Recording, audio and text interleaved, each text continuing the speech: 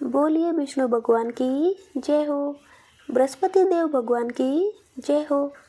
बृहस्पतिवार व्रत कथा। एक समय की बात है, भारतवर्ष में एक प्रतापी और दानी राजा राज्य करता था। वह नित्य प्रतिदिन गरीबों और ब्राह्मणों की सहायता करता, हर एक दिन दान पुण्य करता। लेकिन ये बातें उसकी रानी को बिल्कुल अच्छी नहीं लगती। वह ना गरीबों को दान देती और ना ही भगवान का पूजन करती, और राजा से भी दान पुण्य करने से मना करती। एक दिन की बात है, राजा तो शिकार खेलने वन को चले गए थे। घर में रानी और दासी थी। उसी समय बृहस्पति देव साधु के वेश में राजा के महल में भिक्षा के लिए आए और भिक्षा मांगी तो रानी ने भिक्षा देने से इनकार कर दिया। रानी कहने लगी, हे साधु महाराज, मैं तो इस दान और पुण्य से तंग आ गई हूँ। मेरे पति सारा धन लुटाते रहते हैं। अब तो मेरी इच्छा है कि हमारा सब धन नष्ट हो जाए, ना रहेगा बांस और ना बजेगी बांसुरी। साधु बाबा कहने लगे, हे देवी, तुम तो बड़ी विचित्र हो। संतान और धन को तो सभी चाहते हैं। पुत्र और लक्ष्मी तो पापी के घर में भी होनी चाहिए। यदि तुम्हारे पास अधिक धन है तो भूखे मनुष्य को भोजन कराओ, प्यासों के लिए प्याऊ लगवाओ, मुसाफिरों के लिए धर्मशाला खुलवाओ, निर्धन की कन्याओं का विवाह करवाओ। ऐसे और भी कई काम है जिनके करने से तुम्हारा यश लोक और परलोक में फैलेगा। लेकिन रानी पर इन बातों का कोई भी प्रभाव नहीं पड़ा। वे कहने लगी, महाराज, आप मुझे न समझाइए। मुझे ऐसे धन की आवश्यकता नहीं जिसे हर किसी को बांटते फिरूं। तब साधु बाबा कहने लगे, यदि तुम्हारी ऐसी इच्छा है तो ऐसा ही होगा।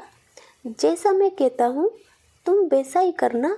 बृहस्पतिवार के दिन घर को लीपना, अपने सिर को धोकर स्नान करना, पट्टी चढ़ाकर कपड़े धोना, और ऐसा करने से तुम्हारा सारा धन नष्ट हो जाएगा।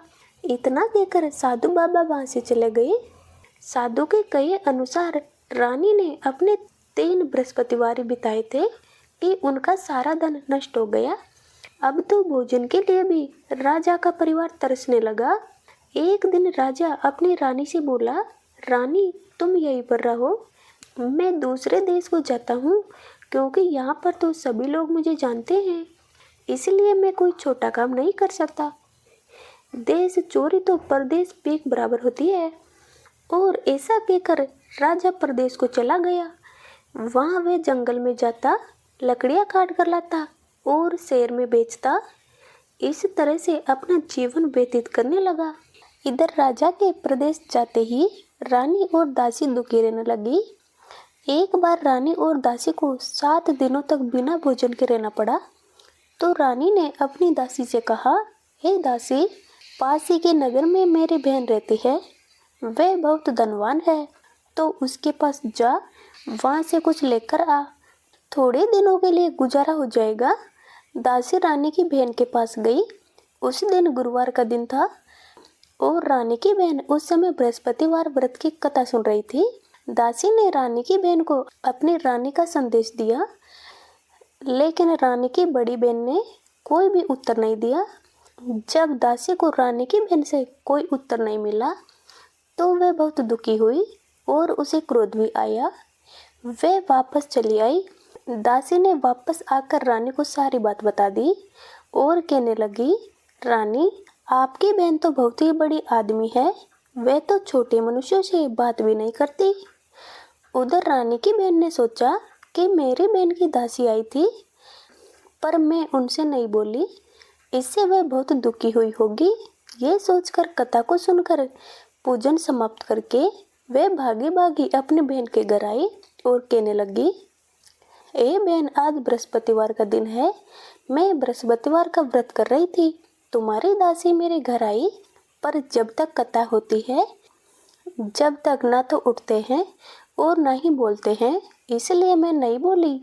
कहो दासी, तुम क्यों गई थी? तब रानी कहने लगी, बहन, तुमसे क्या छिपाऊं, हमारे घर में खाने तक को अनाज नहीं था। और ऐसा कहते कहते रानी की आंखें भर आई। उसने दासी समेत पिछले 7 दिनों से भूखे रहने की सारी बात अपनी बहन को बता दी। तब रानी की बहन बोली, देखो बहन, भगवान बृहस्पति देव सभी की मनोकामना पूर्ण करते हैं। अंदर जाकर देखो, शायद तुम्हारे घर में भी अनाज रखा हो। पहले तो रानी को विश्वास नहीं हुआ, पर जब बहन बार बार कहने लगी तो उसने अपनी दासी को अंदर भेजा। दासी अंदर गई तो उसे एक अनाज से भरा घड़ा मिल गया। ये देखकर दासी को बड़ी हैरानी हुई। तब दासी रानी से कहने लगी, हे रानी, देखो, जब हमें भोजन नहीं मिलता तो हम रोज ही व्रत करते हैं। क्यों ना इनसे व्रत की कथा और व्रत की विधि पूछ ली जाए।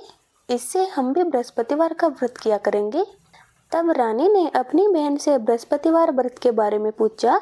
तब उसकी बहन कहने लगी कि बृहस्पतिवार के व्रत में चने की दाल और मुनक्का से विष्णु भगवान का केले की जड़ में पूजन करे और दीपक जलाए, व्रत कथा सुने और पीला भोजन करे। इससे बृहस्पति देव प्रसन्न होते हैं। व्रत और पूजा की सारी विधि बताकर रानी की बहन अपने घर चली गई। 7 दिन के बाद जब गुरुवार आया तो रानी और दासी दोनों ने व्रत रखा। गुड़साल में जाकर चना और गुड़ ले आई। फिर उससे केले की जड़ में भगवान विष्णु का पूजन किया। अब पीला भोजन कहाँ से आए? इस बात को लेकर दोनों बड़ी दुखी थी, पर क्योंकि उन्होंने व्रत किया था इसलिए बृहस्पति देव उनसे प्रसन्न थे। एक साधारण व्यक्ति का रूप धारण कर 2 थालों में सुंदर पीला भोजन लेकर आए और दासी को भोजन दे दिया। भोजन पाकर दासी बहुत प्रसन्न हुई। फिर रानी के साथ मिलकर उसने भोजन किया। उसके बाद तो वे हर गुरुवार को व्रत और पूजन करने लगी। बृहस्पति भगवान की कृपा से उनके पास फिर से धन संपत्ति आ गई। अब रानी फिर से पहले की तरह ही आलस्य करने लगी। तब दासी ने कहा, देखो रानी, तुम पहले भी इसी तरह आलस्य करती थी। तुम्हें धन के रखने में भी कष्ट होता था, इसी कारण धन नष्ट हो गया। अब भगवान बृहस्पति देव की कृपा से फिर से धन मिला है तो तुम फिर आलस्य कर रही हो। रानी को समझाते हुए दासी ने कहा, बड़ी मुसीबतों के बाद हमने ये धन पाया है, इसलिए हमें दान पुण्य करना चाहिए।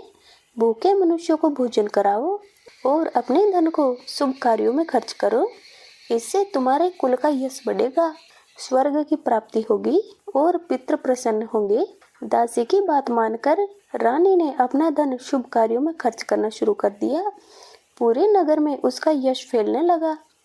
उधर प्रदेश में राजा बहुत दुखी था। रोज लकड़ियां काट कर लाता और उन्हें बेचता, इससे अपना गुजारा करता था। एक दिन दुखी होकर जंगल में ही एक पेड़ के नीचे बैठ गया।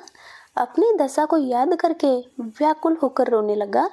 उसी दिन बृहस्पतिवार का दिन था। तब उसने देखा कि निर्जन वन में एक साधु प्रकट हुए। साधु के वेश में स्वयं बृहस्पति देव भगवान थे। वे लकड़हारे के सामने आकर बोले, लकड़हारे, इस सुनसान जंगल में तुम चिंता में क्यों बैठे हो? तब लकड़हारे ने अपने दोनों हाथ जोड़ लिए, प्रणाम किया और कहने लगा, महात्मा जी, आप तो अंतर्यामी है, सब कुछ जानने वाले हैं। मैं आपसे क्या कहूँ? इतना कहकर रोने लगा और साधु को अपनी सारी बातें बता दी। तब साधु बाबा ने कहा, तुम्हारी पत्नी ने बृहस्पतिवार के दिन बृहस्पति भगवान का निरादर किया था। इस कारण बृहस्पति भगवान नाराज हो गए और तुम्हारी ये दशा हो गई। अब तुम चिंता मत करो और मेरे कहे अनुसार करो, तुम्हारे सभी कष्ट दूर हो जाएंगे। भगवान तुम्हें पहले से भी अधिक संपत्ति देंगे। तुम बृहस्पतिवार का व्रत किया करो और बृहस्पतिवार के दिन कथा सुना करो। 2 पैसे के चने मुनक्का लाकर उनका प्रसाद बनाओ। शुद्ध जल से लोटे में शक्कर मिलाकर अमृत तैयार करो। कथा के बाद अपने सारे परिवार और सुनने वाले प्रेमियों में अमृत और प्रसाद बांटकर आप भी ग्रहण करो। ऐसा करने से बृहस्पति भगवान प्रसन्न होंगे और तुम्हारी सभी मनोकामनाएं पूरी करेंगे। साधु के ऐसे वचन सुनकर वह लकड़हारा कहने लगा, हे प्रभु, मुझे लकड़ी बेचकर इतना पैसा नहीं मिलता कि जिससे भोजन करने के बाद कुछ बचा सकूं। मैंने रात्रि में अपनी पत्नी को व्याकुल देखा है। मेरे पास कुछ भी नहीं जिससे उनकी खबर तो मंगा सकूं।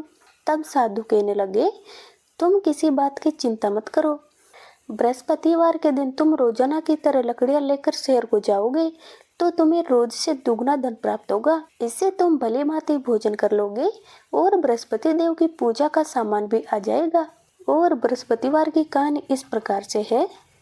प्राचीन काल में एक ब्राह्मण था। वह बहुत निर्धन था। उसके कोई संतान भी नहीं थी। उसकी पत्नी बहुत मलिता के साथ रहती। वह न स्नान करती न किसी देवता का पूजन करती। इससे ब्राह्मण देवता बड़े दुखी थे। बेचारे बहुत कुछ कहते किंतु उसका कोई भी परिणाम नहीं निकला। भगवान की कृपा से ब्राह्मण की स्त्री के कन्या रूपी रत्न पैदा हुआ। वह कन्या बड़ी होने पर प्रातःकाल स्नान करती, भगवान विष्णु की पूजा करती और बृहस्पतिवार का व्रत करती। अपनी पूजा पाठ को समाप्त करके विदा ले जाती तो अपनी मुट्ठी में जौ भर कर ले जाती और पाठशाला के मार्ग में डालती जाती। तब ये जो स्वर्ण के हो जाते तो लौटते समय उनको बीनकर घर ले आते। एक दिन की बात है, वे बालिका सूप में उन सोने के जौ को पटक कर साफ कर रही थी। तभी उसकी माता ने देख लिया और कहने लगी, हे बेटी, सोने के जौ पटकने के लिए तो सूप भी सोने का होना चाहिए।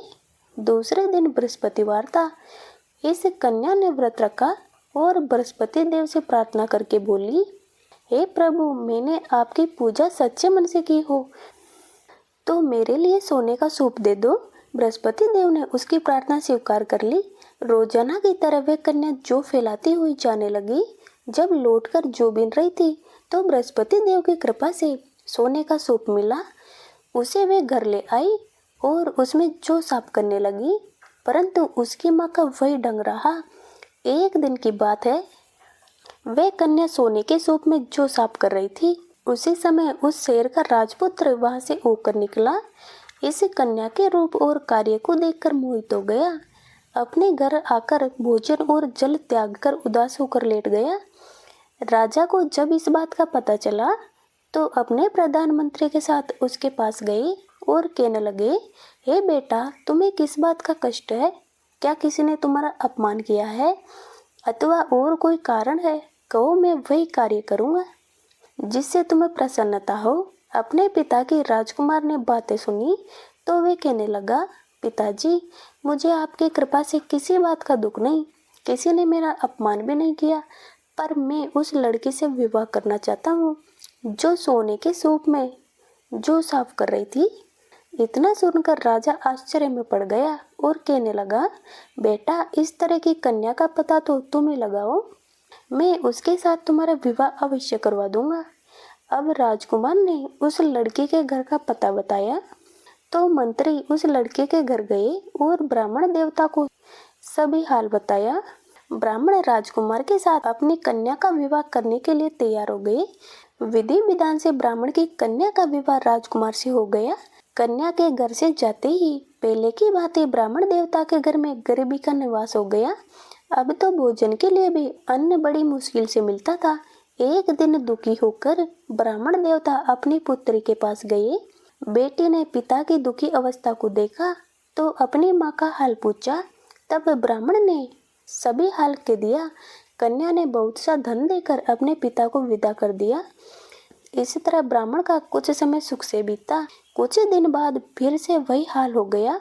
ब्राह्मण फिर अपनी कन्या के यहाँ गए और सारा हाल कहा तो लड़की कहने लगी, पिताजी, आप माताजी को यहीं ले आओ, मैं उन्हें विधि बता दूंगी जिससे गरीबी दूर हो जाएगी। ब्राह्मण देवता अपनी पत्नी को साथ लेकर पहुंचे तो बेटी अपनी माँ को समझाने लगी, हे माँ, तुम प्रातःकाल उठकर पहले स्नान करके भगवान विष्णु का पूजन किया करो, बृहस्पतिवार का व्रत किया करो और कथा पढ़ा करो तो तुम्हारी सारी दरिद्रता दूर हो जाएगी। पर उसकी माँ ने उसकी एक भी बात नहीं सुनी। प्रातःकाल उठकर अपनी पुत्री के बच्चों के जूठन को खा लिया। इससे उसकी पुत्री को बहुत गुस्सा आया और एक रात को कोठड़ी से सभी सामान निकाला और अपनी माँ को उसमें बंद कर दिया। प्रातःकाल उसे निकाला, स्नान आदि करा के पाठ करवाया तो उसकी माँ की बुद्धि भी ठीक हो गई। फिर तो वे प्रत्येक बृहस्पतिवार को व्रत करने लगी और विष्णु भगवान का पूजन करने लगी। इस व्रत के प्रभाव से उसके माता पिता बहुत ही धनवान और पुत्रवान हो गए। बृहस्पति भगवान की कृपा से इस लोक में सभी सुखों को भोगकर स्वर्ग को प्राप्त हुए। बोलिए बृहस्पति देव भगवान की जय हो।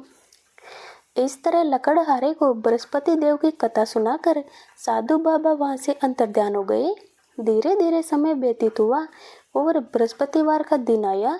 लकड़हारा जंगल से लकड़ी काटकर शेर बेचने गया तो उसे उस दिन और दिन से अधिक पैसे मिले। राजा ने चना गुड़ आदि लाकर गुरुवार का व्रत किया। उस दिन से उसके सारे दुख दूर हो गए। पर जब दोबारा बृहस्पतिवार का दिन आया तो व्रत करना ही भूल गया। इस कारण बृहस्पति भगवान उससे नाराज हो गए। उस दिन उस नगर के राजा ने विशाल यज्ञ का आयोजन किया और शहर में घोषणा करा दी कि कोई भी मनुष्य अपने घर भोजन नहीं बनाएगा और ना ही आग जलाएगा। सभी जनता मेरे यहाँ भोजन करने आएगी और इस आज्ञा को जो ना मानेगा उसे फांसी की सजा दी जाएगी। इस तरह की घोषणा सारे नगर में करवा दी गई। राजा की आज्ञा के अनुसार शहर के सभी लोग भोजन करने गए, लेकिन लकड़हारे को कुछ देर हो गई। इसीलिए राजा उसे अपने साथ घर ले गए और ले जाकर भोजन करा रहे थे तो रानी की दृष्टि उस खूंटी पर पड़ी जिस पर उसका हार लटका हुआ था। वह हार उसे वहां पर दिखाई नहीं दिया। तब रानी ने सोचा कि मेरा हार इसी मनुष्य ने चुराया है और उसी समय सिपाही बुलाकर उसे कारागार में डलवा दिया। जब लकड़हारा कारागार में पड़ गया तब बहुत दुखी हो गया और सोचने लगा, ना जाने कौन से पूर्व जन्म के कर्म से मुझे ये दुख प्राप्त हुआ। उसी साधु को याद करने लगा जो जंगल में मिला था। उसी समय तत्काल बृहस्पति देव साधु के रूप में प्रकट हुए और उसकी दशा को देखकर कहने लगे, अरे मूर्ख, तूने बृहस्पति देव की कथा नहीं की, इसी कारण तुझे ये दुख प्राप्त हुआ है। अब तू चिंता मत कर। बृहस्पतिवार के दिन कारागार के दरवाजे पर तुझे 4 पैसे पड़े मिलेंगे। उनसे तू बृहस्पति देव की पूजा करना तो तेरे सारे दुख दूर हो जाएंगे। बृहस्पतिवार का दिन आने पर उसे 4 पैसे मिले। लकड़हारे ने कथा कही। उसी रात्रि को बृहस्पति देव ने उस नगर के राजा को स्वप्न में कहा, हे राजा, तुमने जिस आदमी को कारागार में बंद किया है वह निर्दोष है, वह राजा है, उसे छोड़ दो। रानी का हार उसी खूंटी पर लटका है। अगर तुम ऐसा नहीं करोगे तो मैं तुम्हारे राज्य को नष्ट कर दूंगा। इस तरह के रात्रि स्वप्न को देखकर जब राजा सुबह उठा तो खूंटी पर हार देखकर लकड़हारे को बुलाया और उसे क्षमा मांगी। लकड़हारे को योग्य सुंदर वस्त्र आभूषण देकर विदा कर दिया। बृहस्पति देव की आज्ञा से लकड़हारा अपने नगर को चल दिया।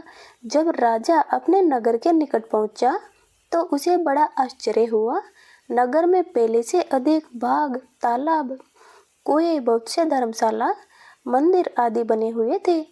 राजा ने पूछा, ये किसका बाग और धर्मशाला है? तो नगर के सभी लोग कहने लगे, ये तो सब रानी और दासी के हैं। अब राजा को आश्चर्य हुआ और गुस्सा भी आया। जब रानी ने खबर सुनी कि राजा आ रहे हैं तो उन्होंने दासी से कहा, दासी देखो, राजा हमें कितनी बुरी हालत में छोड़कर गए थे। अब हमारी ऐसी हालत देखकर वे लौट ना जाए, इसलिए तुम दरवाजे पर खड़ी हो जाओ।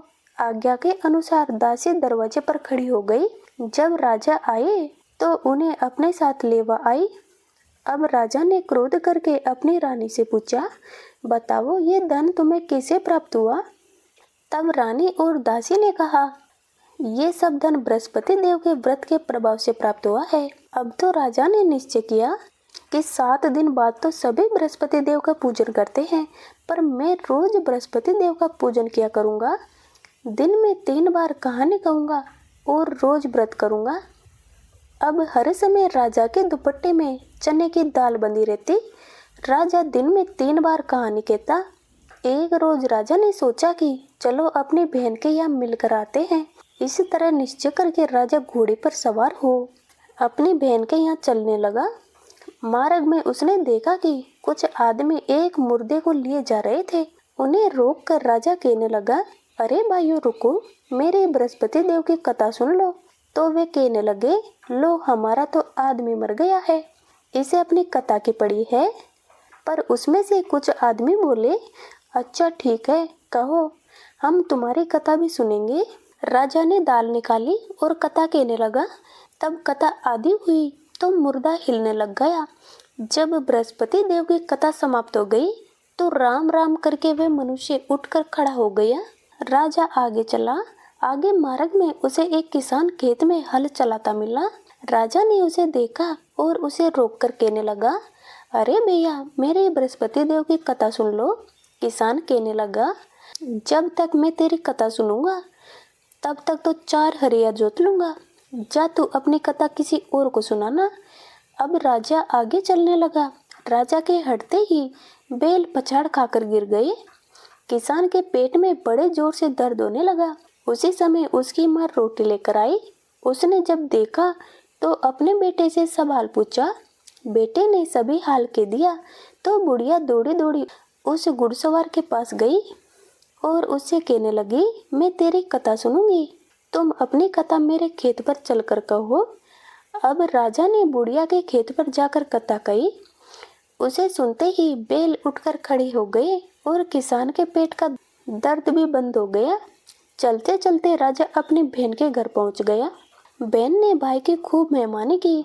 दूसरे रोज जब प्रातःकाल राजा जगा तो देखने लगा कि सभी लोग भोजन कर रहे हैं। तो राजा अपनी बहन से कहने लगा, ऐसा कोई मनुष्य हो जिसने भोजन नहीं किया हो तो मेरी बृहस्पतिवार की कथा सुन लो। तो बहन कहने लगी, भैया, ये देश तो ऐसा ही है।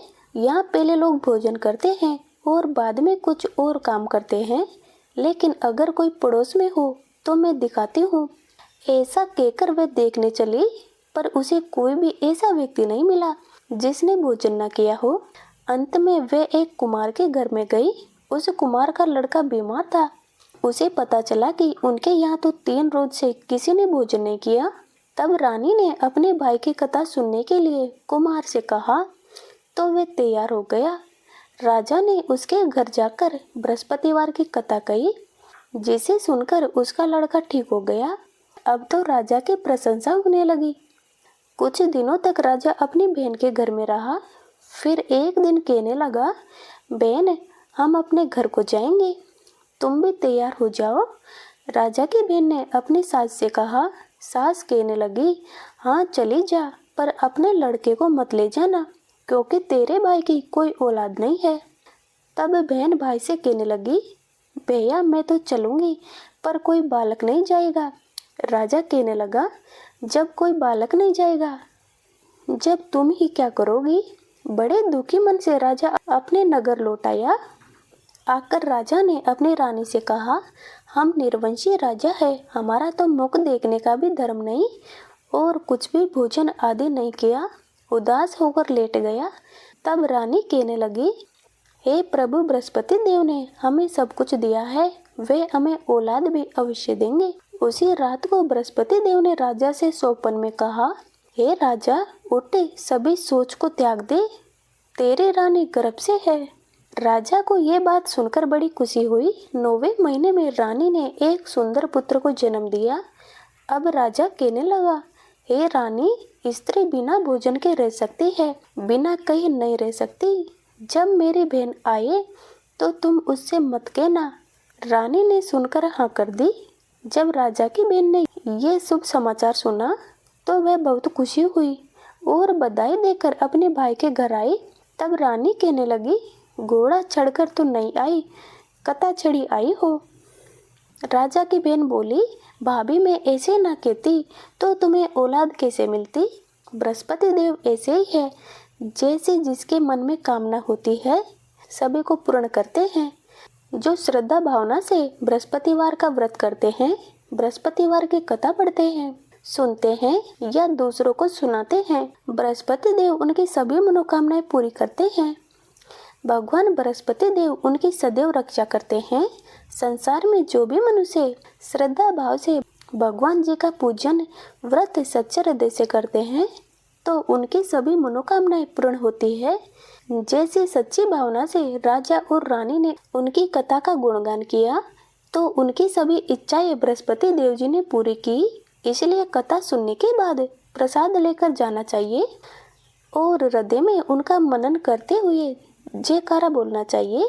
बोलो बृहस्पति देव भगवान की जय हो, विष्णु भगवान की जय हो।